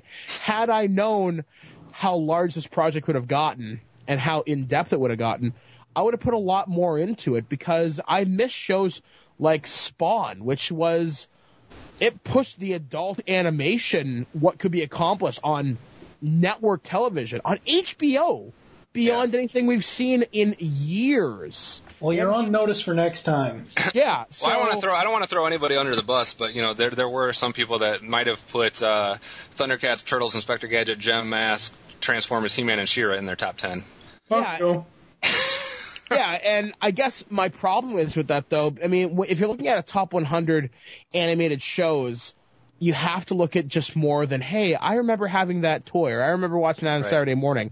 You have to look at it as an adult, as a journalist, as a representative of the geek community by being an expert and an emissary of this. So I think it's a responsibility to do your research. I mean, look at the argument we got to early in this show with Blanchard and Ren and Stimpy.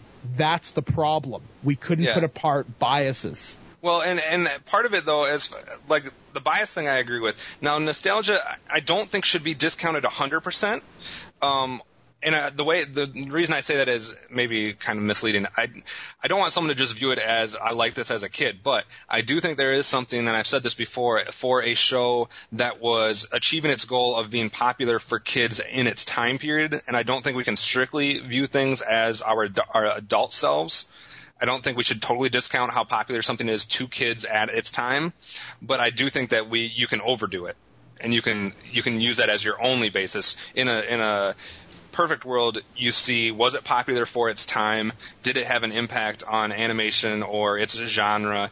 How long did it last? How good was the writing? How good was the animation? You look at all the factors, but like I said, that's a perfect world, and so far we haven't quite got there.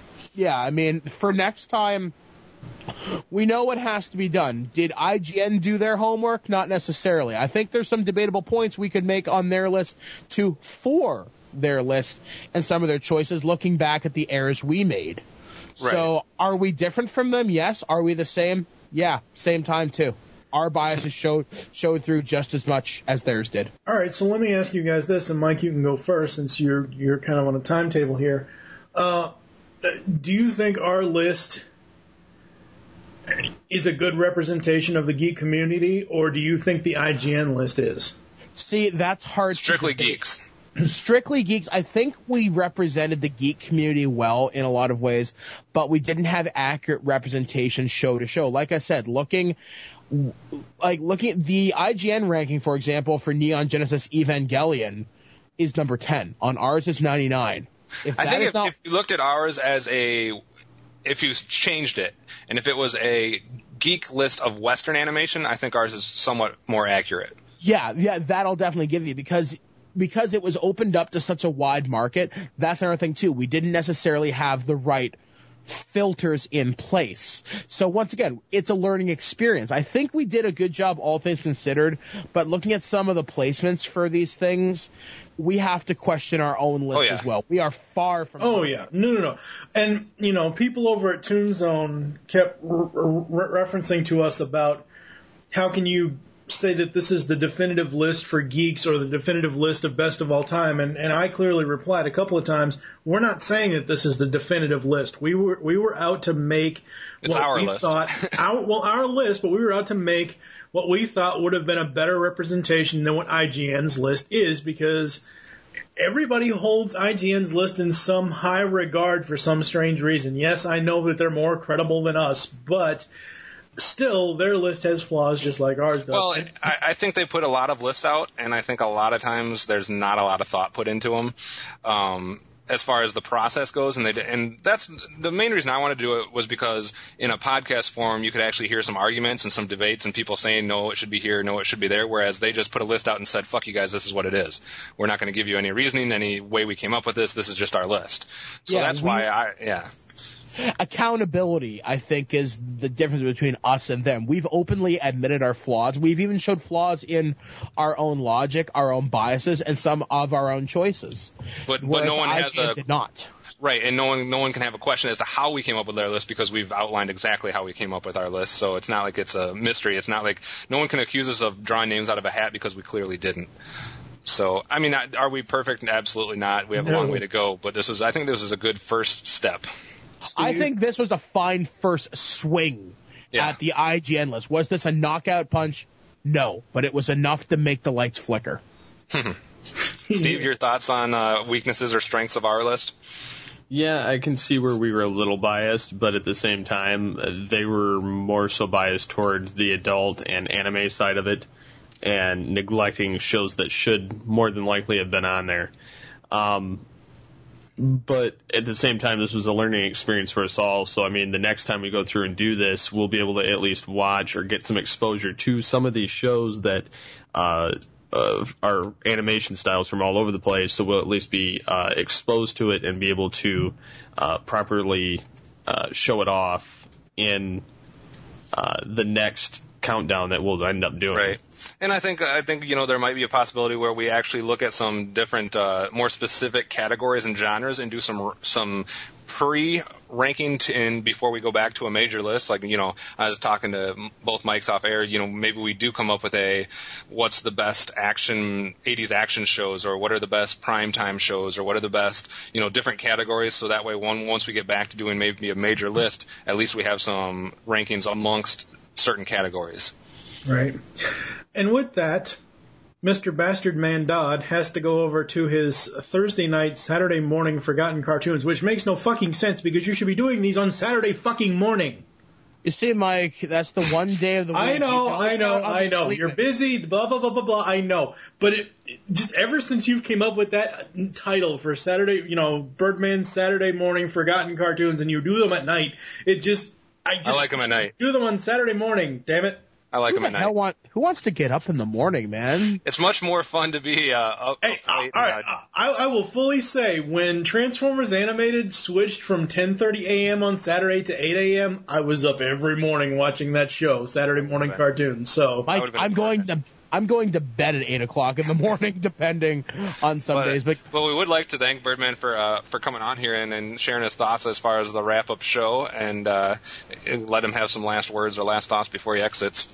Yeah, guys, this has been a really fantastic experience. Going back and listening to all these things, I think one of the best things that we can walk away from this is I think we all walked away a little bit more experienced in terms of what we learned. We learned to expand our boundaries, and we've learned the individual flaws with each other. Like I said, we now know what we can do for next time to be better journalists and representation for the geek communities to which we both serve, be it Geek Cast Radio Network, This Week in Geek, Chicken Pot Pod, or whoever.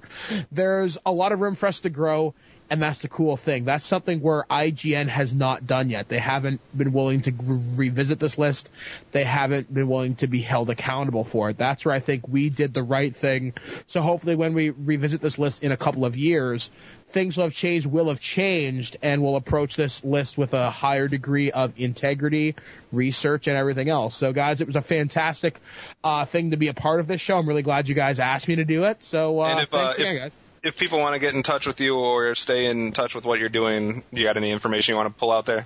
Absolutely. You can find me over at thatguywiththeglasses.com. I'm over on blisteredthumbs.net. I'm video game review a day. I'm always on the bottom of the page. You can also find me over at my primary site, thisweekingeek.net, as well as the Clear Channel Radio Network, where I do video games reviews over there, as well as several other chains in Canada. If you ever want to email me hate mail, death threats, or topless pictures, you can do that at mike@thisweekingeek.net. I look forward to each and every bit of correspondence. He prefers the topless pictures. You goddamn right I do. And with that, guys, as I'm often fond of saying when I sign off, live free or die hard, and I'll catch you guys again next time. We need a Die Hard animated series.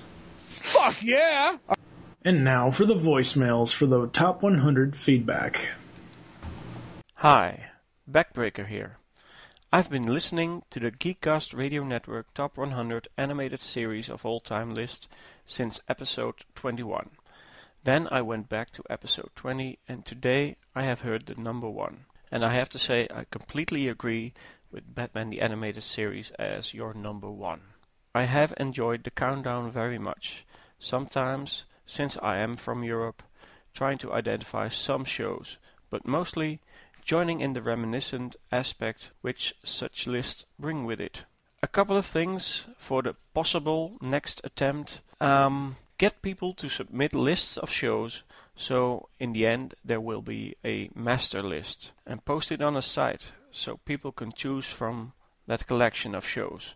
And this should possibly reduce the number of shows that will be forgotten. Get more lists from different age groups, or maybe even some from people who already work as, let's say, voice actors or producers on such shows. And I'll just give you my entry. Exo Squad. Well, thank you and keep doing what you do. Greets, Backbreaker. Hi, I already left a message. I think I should just leave it again to say it clearer. And I assume you're going to cut this opening part out, so I guess my message starts now.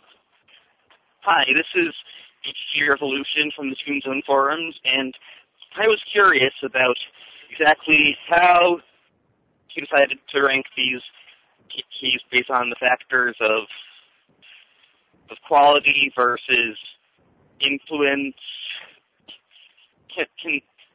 versus nostalgia, because what's the highest quality and what's the most influential are two very different things. I mean, let's take the movie Birth of a Nation, say. Definitely one of the top 10 most influential films of all time. It's also quality-wise might be impressive in some regards, but it's not a particularly great film. It's not an enjoyable one, and it's certainly one of the most offensive things ever. Her plot-wise, and script-wise, but in terms of influence, totally top 10. So it definitely works on a list of the most influential, but does it work on a list of best? No, I mean, if you're going by quality alone, it probably wouldn't even make it on most people's lists. And if you're going by a mix of quality and influence, it would probably be on the list, but definitely on the lower side of the list, just below a lot of better movies, which we kind of had as big an influence, but were certainly better films. And now I can't think of any TV series as notorious as Birth of a Nation, but you get the general point that they're two very different things. And and also obviously you wonder how much nostalgia plays a role, because if you're going by influence mainly, then shouldn't a lot of stuff older than most of the stuff you mentioned be there? Shouldn't Astro Boy, the first anime, be there? Shouldn't Riff and Reddy, the first Hanna-Barbera cartoon? Crusader Rabbit, the first cartoon on TV ever? That certainly seems pretty influential. I mean, it's not a well-remembered show, but it had basically created the limited animation style, which allowed TV animation to be affordable at all for the longest time. So, where's that stuff? Unless you were going by either stuff you thought was better, in which case some of your decisions become more debatable if you're going by quality, and also if you're going by, or if you were going by stuff that you remembered as a kid versus what was the most influential or what was the best. And also, as far as influence, how did you look at influence in general, or did you look at good influence versus bad influence? Like, something like Looney Tunes definitely had a lot of positive influence, extremely influential. Flintstones, I don't even think the show's that great, but it definitely had a huge, very positive influence. Something like He-Man, well, it influenced people to make more toy commercial shows, but did it ever occur to you that toy commercial shows aren't really that good? Not necessarily a good thing. I mean, if it had any positive impact at all, it would be on the fan base who would to do creative things with that. Like, he had a lot of He-Man jokes, and obviously there's the remake, which is probably better, but if you're going by fan bases of stuff, then Ed Wood's movies would certainly be on the top movie list, and because they're very enjoyable and people love them, but they love them because they're not good. So basically I'm just wondering that criteria stuff. So, yeah, bye. Hey, Geek Cast Radio Network. This is Sketch 1984 from Twitter. And I'm calling in to give my response to the Top 100. I'd say it was a very interesting experience to follow this as you guys went along. I thought it was a great idea for you guys to do it in a podcast format and give your thoughts as you went along. As you know, I've given you criticisms on how much information you've given on each show as you went along, but I understand that you guys didn't know the list, except for one guy knew the list, and the rest of you were, still prepared to really give statements on at least most of the list. I think that this went pretty well. There are certain shows that you added to your list that were not on IGN's, and I think that's great. But then again, there are also some shows on IGN's list that didn't make it to your list, like Invader Zim, and that's kind of a bummer. I think this has been a learning experience for everybody. And if I had two criticisms about how this went along, I think when people were making their individual lists, they put a little too much emphasis on the impact over the quality. And I think even if you compare things to the subjective quality of their time, that some of these shows are kind of hard-pressed to make it onto a top 100 list. Need I mention Captain Planet, Captain N, the Super Mario Brothers Super Show, and various other 80s shows that I can't believe made it to this list. And mind you, I like the Super Mario Brothers Super Show. Well, I guess that's, no, wait, there was one more thing.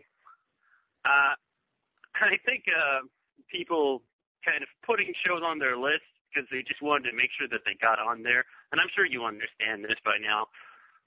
So, yeah, maybe don't do that next time. I hope you guys do it again because I think this has been a learning experience for all of us, and it was entertaining to go along every week. So, thanks, guys. It was a valiant effort.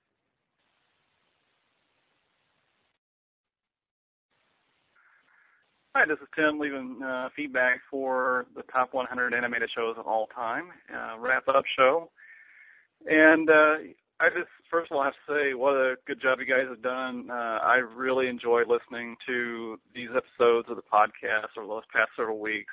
Just look forward to downloading and listening to every single episode.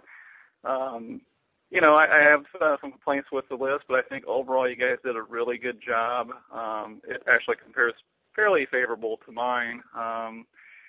There were some shows I wasn't really very familiar with that made the list, so that was okay. I think they placed pretty well overall. The top 10, I'm not going to comment on every show, but I think the top 10 was pretty good. I think my Batman Animated Series is number 2 on my list. Looney Tunes I think would be the favorite. Just longevity and just what that show did was just amazing. So many memorable characters. It's just everybody knows those characters, and I think it actually resonates more with people than Batman Animated Series, even though that is such a cool and very well done series. I guess SpongeBob was probably one of my surprises because I would have ranked it in the top 10 easily. It's just already it's become such a cultural phenomenon that I think ranking it at 43 where you guys did was just really way too low. Tom and Jerry would also have been in my top 10. I had it at number 8 on my list.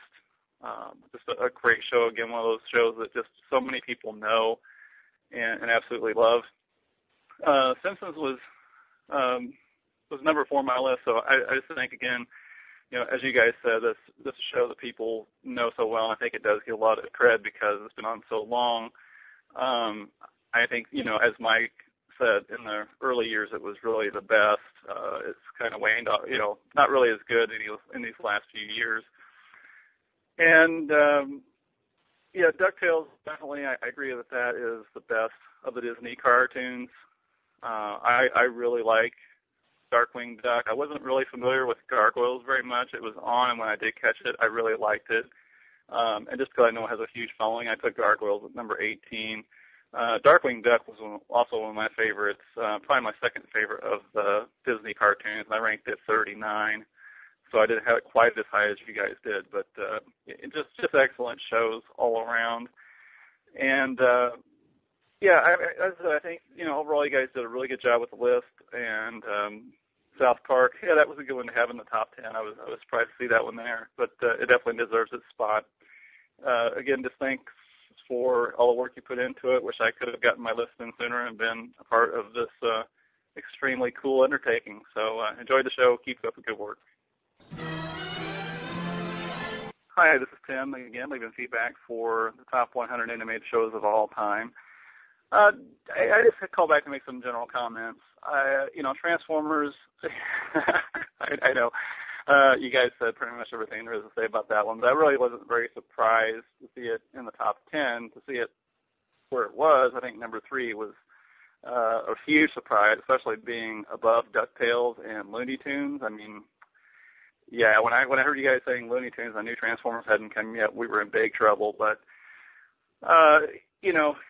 as you said, you had 20 lists submitted, and several of those came from Transformers fan sites or people that in geekdom that are big Transformers fans. So, knowing that, knowing the bias that a lot of people have with their lists, I was not incredibly surprised to see it ranked pretty high.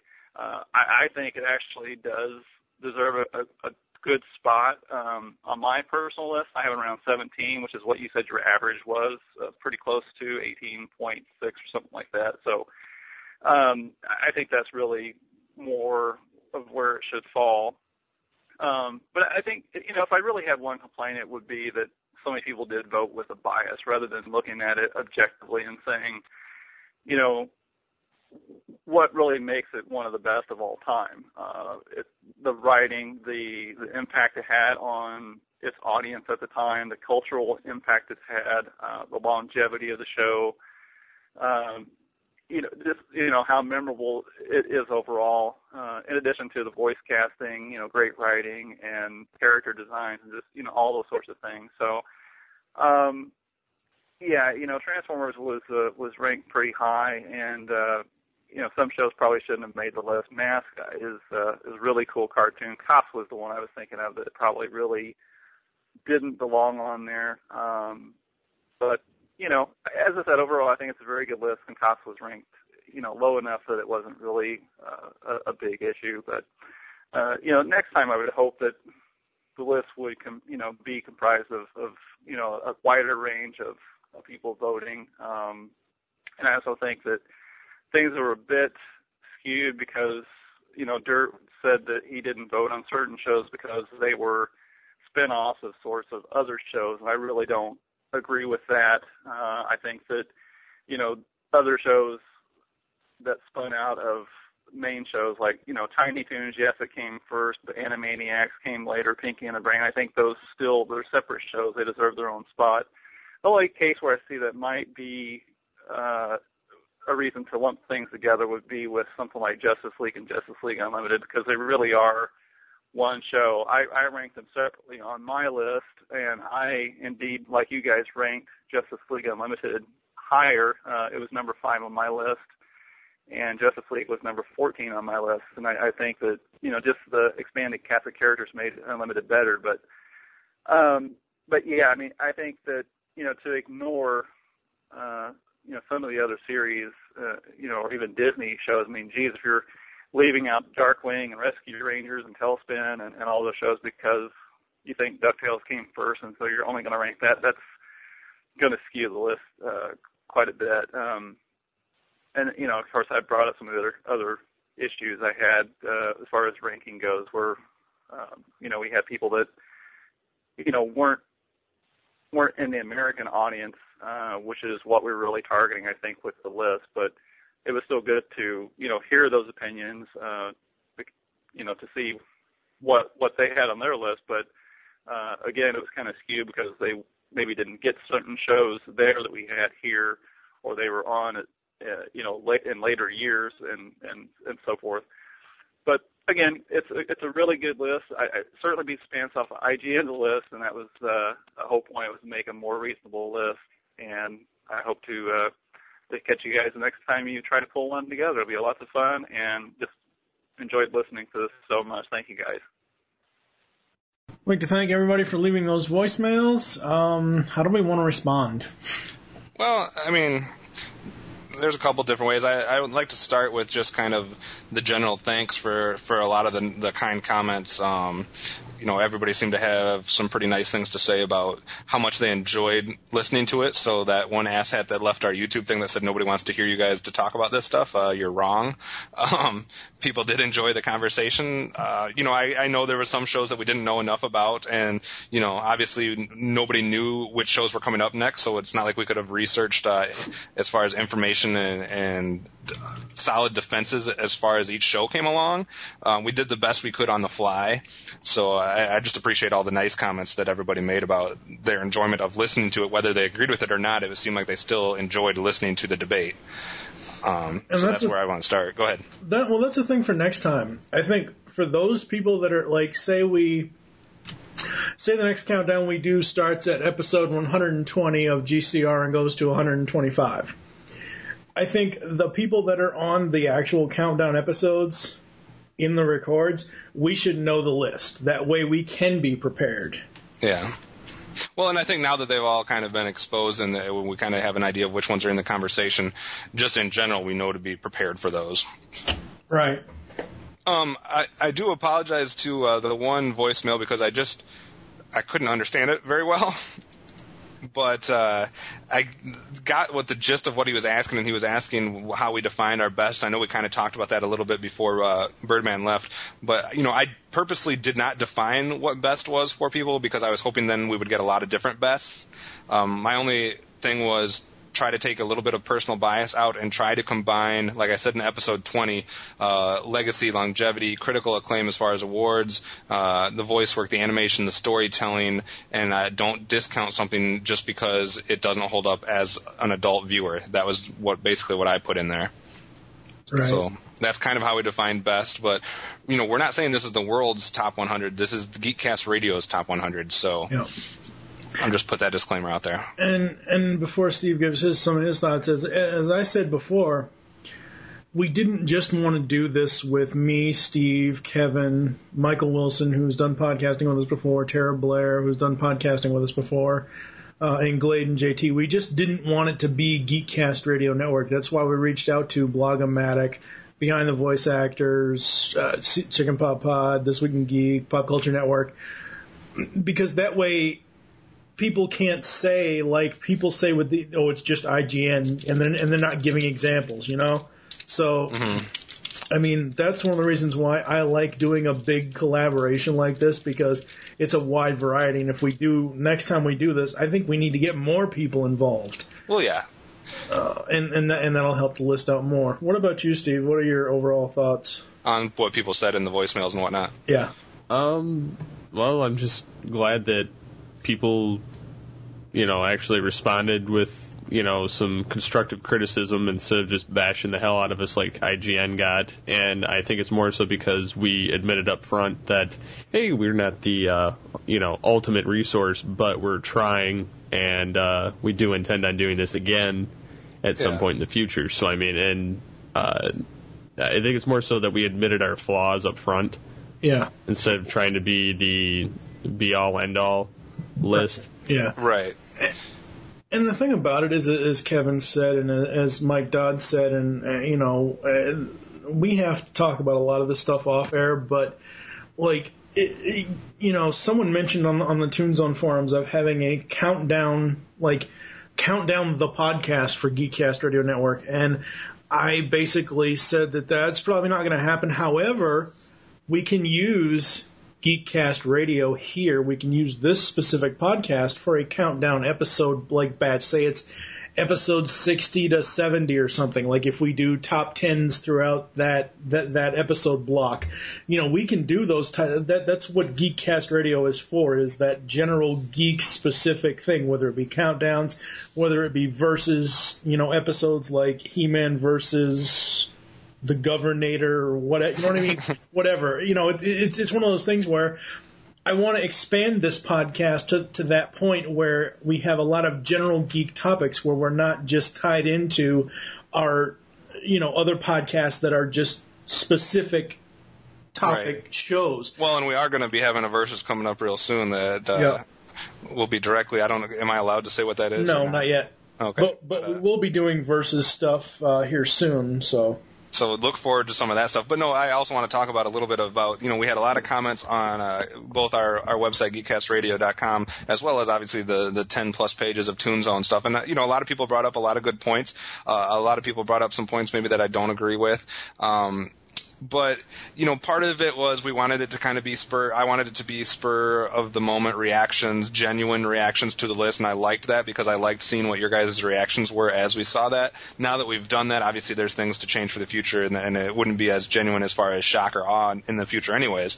So, but I think there's a lot of good things that we're going to revisit the math and the equations or formulas we use to get our numbers. We're going to, maybe do some preliminary rankings of different genres maybe before we get to a big list again.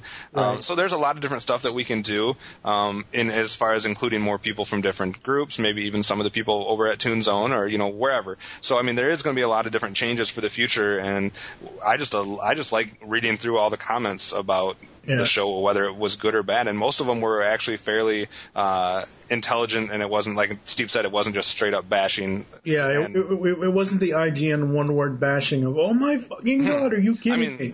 There were some people that needed to listen to episode 20. Right, yeah, and that's the thing, I'm thinking next time we do this, like, my example is, say we start another giant countdown at episode 120 of Geekcast Radio. We release that episode, wait about 2 weeks, so everyone can hear the introduction and everyone knows the rules. And then we start, recording and releasing the actual countdown episodes from week to week to week. Well, and I know also there was people that wanted a list straight up from the beginning. Well, that would have made no sense. People were a podcasting group, so we want you to actually listen to the podcast. Plus, then you can hear our debates. You can hear us say it's a lot better to hear us fully admit that, hey, Transformers should not be number 3 than just to see a list and bash us because we put it at number 3. Exactly. So that's why we didn't put the list out. There will be a list out. Now that we've done all the records, you're going to be able to see it in visual format, and it's not going to take you 100 pages to click through like IGN. Right. Whenever we do countdowns, because as Kevin said, we are a podcasting network, we will record and release podcasts first. We will never post the actual list until after all the countdown episodes are done. So say it would make no sense, people. Huh? It would make no sense, people. Exactly. We don't need hate comments before you actually hear us. Well, and then some people wouldn't even listen. So I know some people don't want to sit through the hours it's going to take to listen to this, but I think once you get listening, and if you're really an animation fan, it goes by pretty fast. And the other thing is, most of our episodes here on Geek Cast Radio, and I've said this in the past, and Steve knows this, and I know that we all agree and disagree on length of podcast. One of the reasons why there haven't been many Geek Cast Radio episodes is because I have always wanted to reserve this for big, epic topics that last 2.5, 3 hours. That's just my thought on it, and I understand that everybody has a different thought on it. But with the countdown episodes that we've done, the last 5 episodes, each of those episodes, there's only 2 out of 5 that are over 2 hours. Yeah. So, I mean, someone can listen to an hour and a half podcast at some point. And again, the beauty of it is you don't have to listen to it on our time because it's not, yes, it is streaming on the website, but we also have it iTunes and wherever else you want to get podcatching stuff. But, so, I mean, you can listen to it on your time. So. Right. And, if you wanted the more of a visual thing, we also have the YouTube videos you can watch. So just putting a quick plug out for that. Yes. But, Steve, any other thoughts on some of the stuff you read at ToonZone or on Geekcast Radio, some of the comments? Some of them were very ignorant, but some of them were not completely wrong either. So I would say overall it was pretty mixed commenting. Yeah, well, I think some of the comments early on were a little worse than some of the ones later on, and there were some very knowledgeable people that had some good comments, so I think it was a mixture. Yeah. Yeah, and again, I think it's one of those things where, and I know people don't want this, and we will never do this, but if you added up the hours from episode 20 to now, it would be 6-7 hours, and I know people don't want that, and that's fine, I understand that, but I think everybody kept asking, well, how do we leave feedback? How do we leave feedback? You can do it on the Facebook fan page if you want to comment on one of the posts. You can do it on the website. You can do it, wherever we have it posted, like something like Tombstone. Or if you want to leave voicemails, you can do that. But what I suggest is you wait until any countdown is done. Because you don't want to sit there and call into the voicemail and leave a message for episode 21, which is the first half of the first 20 shows of the countdown, and then we get down to episode 25 and you're like, oh, oops. Yeah. Stop typing. Who is typing? I don't know. I can hear it. Probably me. For once. Do we have any other thoughts on just like closing this project out? Well, I'd just like to thank everyone that was involved, especially those people that came on and co-hosted with us, but also the people that submitted lists that didn't have a chance to be on the episodes. Mm-hmm. Obviously there was different amounts of work done by different people, and so anybody that put any time or effort into helping us out with the list, we appreciate it. Yes. And, maybe we should plug all the... We'll do that. I'll do that okay. In the outro. Steve, any final thoughts before we close out the project? Definitely worth another shot later in the future.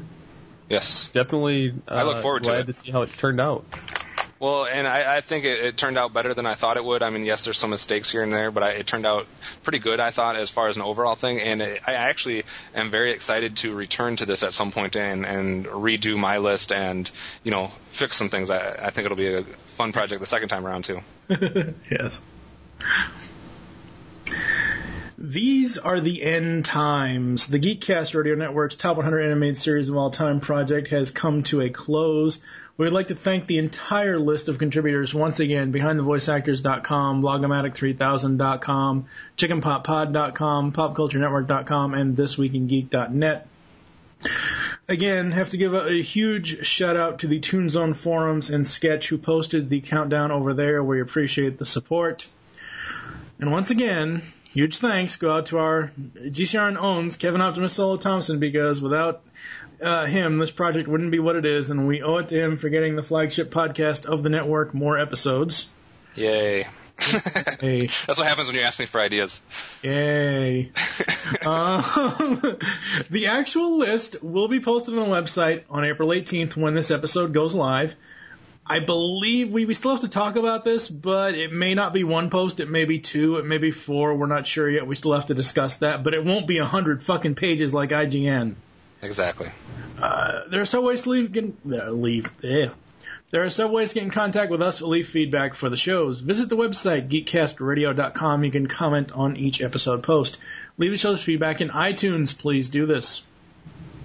Follow us on Twitter. The show name there is Geekcast Radio. Mine is TFG and Mike. Kevin, what is your Twitter? Optimus Solo. Steve? SCP-21. And you can follow Mike Dodd. It's at Birdman Dodd. Also, I don't think you have this in there before you keep going. If you're interested in more of an in-depth discussion on a lot of these cartoons, please seek out Tooncast on geekcastradio.com or on iTunes, and you can hear us go in-depth with a lot of these shows. Yes, and of course, Tooncast Beyond coming this November. Yes. Become a fan on Facebook. Go to facebook.com/GeekCastRadio Network. Call the voicemail line. Tell us what you're leaving a message for and your name. 502-526-5821. We hope you enjoyed this episode of Geekcast Radio. Wish you'll join us next time for when we dive into WWF, WWE through the years, featuring Pop Culture Network's own Dirt. And Kevin and I as well.